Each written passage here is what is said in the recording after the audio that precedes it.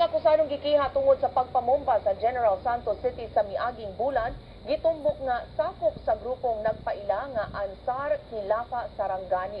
Ang maong armadong grupo giingong supporter sa Caliphate, ang Islamic State nga buot tukuron didto sa Middle East, sa notadong grupo ang Islamic State of Iraq and Syria kun ISIS. Si Jun Tariman sa report. Ang akusado sa pagpamumba sa General Santos City niadtong September 16, Fahar Omar, gingong sakop sa bagong criminal group sa Soxargen area, ang Ansar al-Khilafa Sarangani. Unang gipailaila ngadto sa publiko ang Ansar al-Khilafa Sarangani pinagi sa Facebook account sa usa ka Muhammad Jafar bin Masud. Ang Ansar al-Khilafa nagpasabot sa Arabic nga supporters of the Caliphate. Ang Islamic State nga butukuron dito sa Middle East sa notadong Muslim extremist group ISIS. Ang logo sa grupo migamit sa iconic flag, ang black banner nga gigamit sab sa Al-Qaeda, ISIS, Abu Sayyaf, Khilafa Islamia ug ubang grupo. Matino nga ang grupo misunod sa lakang sa Ansar Khilafa nga natukod dito sa Homs, Syria aron pagpalagpot kang Presidente Assad.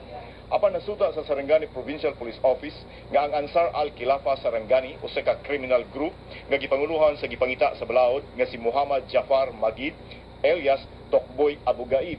Iyahan ni Tokboy ang Facebook account diin gipaila ang Ansar al-Khilafa apan sirado na ang FB account.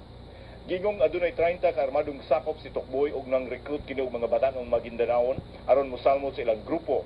Si Tokboy kanisakop sa Bangsamoro Islamic Armed Forces kon BIAF, ang armadong kusog sa Moro Islamic Liberation Front nga nag-operate kaniadto sa Makima kon ang mga lungsod sa Maasim, Kiamba ug Maitom sa Sarangani.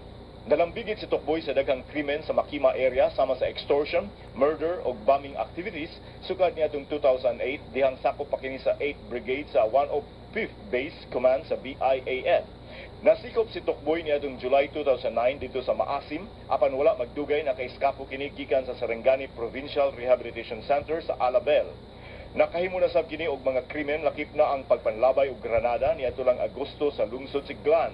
Biktima sab sa grupo ni Tokboy ang mining firm Kiamba Mining Corporation nga ilang gikilkilan. Ang pagpamumba sa Jensen sa miaging bulan mo'y kitapusang hitabo nga lalambigit ang grupo.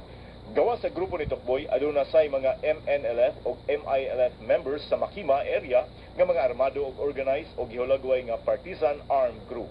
Jun Tariman, 9